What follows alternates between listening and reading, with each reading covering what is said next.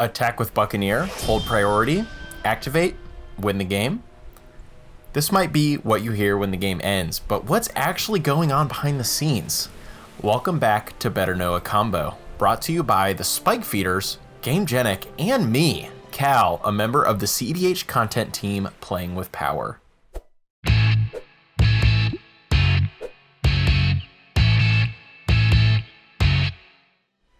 How does it work?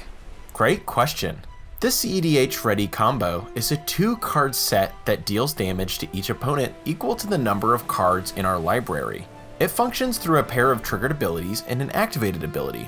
Using Malcolm, Keen-Eyed Navigator's ability, which reads, whenever one or more pirates you control deal damage to your opponents, you create a treasure for each opponent dealt damage, and Glinthorn Buccaneer's ability, whenever you discard a card, Glinthorn Buccaneer deals 1 damage to each opponent. When we discard a card, we'll usually get 3 treasures. Using these, along with Glinthorn's activated ability, for 1 in a red that says discard a card, draw a card, we get to not only loot through our library, but burn our opponents down while we do. There is a small catch you might have noticed on Glinthorn's activated ability though. It can only be used while it is attacking. So, we'll be stuck on instant speed interaction during this combo, and our Glinthorn needs to be in the red zone before we can start the loop. So, we'll go to attack with Glinthorn, hold priority and activate its looting ability, discarding a card and drawing 1, triggering Glinthorn to deal 1 to each opponent, which triggers Malcolm, getting us 3 treasures, 2 of which we can use to start it over again. One thing to note is that you cannot start or continue this combo if you don't have a card to discard, as it is part of the cost of activating Glinthorn's ability. Don't make the judge have to Q-haul you by forgetting that bit. Really? We're making pirate jokes now? Come on. Oh, come on. This sounds better than a double ration of grog, but how can people interact? Let's get back to the description of the combo and talk about the ways you can interact at time you receive priority.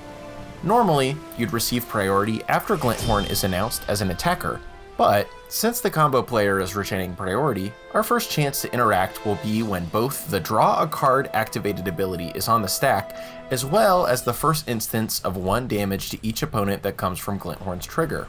This might seem like a great time to interact, but if I've got more mana available, I can respond by activating Glinthorn again. The table might need to work together to aim enough Doom Blades to shiver the Buccaneer's timbers. I wouldn't recommend targeting Malcolm, as almost every deck that uses this combo has him in the command zone. Even if you are successful getting rid of him, he might just show up again next turn. When Malcolm's treasure-making ability goes on the stack, you've got another chance to disrupt, and the same caveat applies here. Once the treasures are created, technically there's another round of priority before the combo player draws their card, but in general this combo is better served by counterspelling or removing the Buccaneer on sight. Well, before they announce it as an attacker at least. Sometimes, reactive spells aren't going to be a great option. How can we prevent this from happening in the first place? How can we shut them down? This combo requires the controller to activate treasures, so stack effects like Null Rod and Stony Silence can turn off the mana fountain. Yasharn Implacable Earth's second ability also does a great job with that. This combo requires that the controller have cards to discard. A Spirit of the Labyrinth or Narset Partner of Veils can cap the number of loops available to the combo player. If you keep them from drawing, they'll be hard-pressed to kill you, even if the very on-flavor Hull Breacher is out of the picture. Thanks, RC. Unironically. This combo requires the controller to discard, meaning effects in the Liliana's Caress category can race their life total down faster than yours, potentially meaning they can't finish you off. Be careful with this one though, as they may draw into an answer as they go through their deck before they run out of life.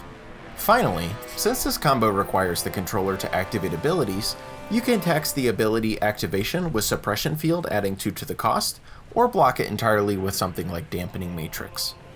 That about does it for this installment of Better Know a Combo. If you have a combo you want to see explained, make sure to let the Spikes know in the comments below. I've been Cal from Playing with Power. You can find me on Twitter at MTGCal. You can follow the Playing with Power Twitter account at PWPMTG. Of course, check out our YouTube channel, Playing with Power MTG, where we post CDH content and plenty more.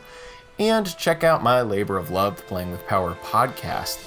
Runs every other week, etc., etc. Playing with power. I think we're pretty neat.